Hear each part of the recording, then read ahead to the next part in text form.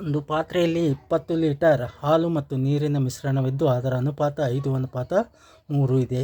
ಮಿಶ್ರಣದ 4 ಲೀಟರ್ ಮಿಶ್ರಣದಲ್ಲಿ 4 ಲೀಟರನ್ನು ತೆಗೆದು 4 ಲೀಟರ್ ಹಾಲನ್ನು ಪಾತ್ರೆಗೆ ಹಾಕಿದರೆ ನಂತರದ ಹಾಲು ಮತ್ತು ನೀರಿನ ಅನುಪಾತ ಎಷ್ಟು? ಒಟ್ಟು 20 ಲೀಟರ್ ಹಾಲು ಮತ್ತು ನೀರಿನ ಮಿಶ್ರಣದಲ್ಲಿ 4 ಲೀಟರ್ ಮಿಶ್ರಣವನ್ನು ತೆಗೆದಾಗ ಉಳಿದ ಮಿಶ್ರಣ = 16 ಲೀಟರ್. ಆ 16 ಲೀಟರ್ ಮಿಶ್ರಣದಲ್ಲಿ ಹಾಲಿನ ಅನುಪಾತ 5 ಇದೆ, ನೀರಿನ ಅನುಪಾತ 3 ಇದೆ. ಒಟ್ಟು ಹಾಲಿನ ಪ್ರಮಾಣ ಎಷ್ಟಿದೆ? ಒಟ್ಟು ಅನುಪಾತ 5 + 3 8 ಕೆಳಗಡೆ ಹಚ್ಚಬೇಕು. ನೀರಿನ ಅನುಪಾತ 5 ಮೇಲ್ಗಡೆ ಹಚ್ಚಬೇಕು. ಹಾಲಿನ ಅನುಪಾತ 5 ಮೇಲ್ಗಡೆ ಹಚ್ಚಬೇಕು. ಒಟ್ಟು ಮಿಶ್ರಣ × 16 8 1 8 2 10 ಲೀಟರ್ ಹಾಲಿದೆ. 16 ಲೀಟರ್ ಮಿಶ್ರಣದಲ್ಲಿ 10 ಲೀಟರ್ ಹಾಲಿದೆ. ನೀರು ಎಷ್ಟಿದೆ?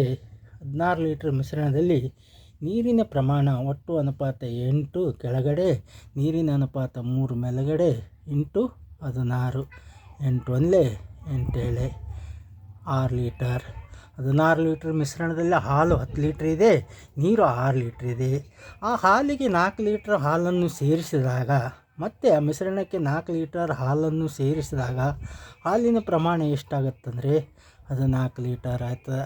ನಂತರ 14 ಲೀಟರ್ ಹಾಲು ಮತ್ತು 6 ಲೀಟರ್ ನೀರಿದೆ. ಆ ಹಾಲು ಮತ್ತು ನೀರಿನ ಅನುಪಾತ ಎಷ್ಟು ಅಂತ ಕೇಳಿದಾನ. ಹಾಲು ಮತ್ತು ನೀರಿನ ಅನುಪಾತ = ಹಾಲು 14 ಲೀಟ್ರ್ ಇದೆ, ನೀರು 6 ಲೀಟ್ರ್ ಇದೆ.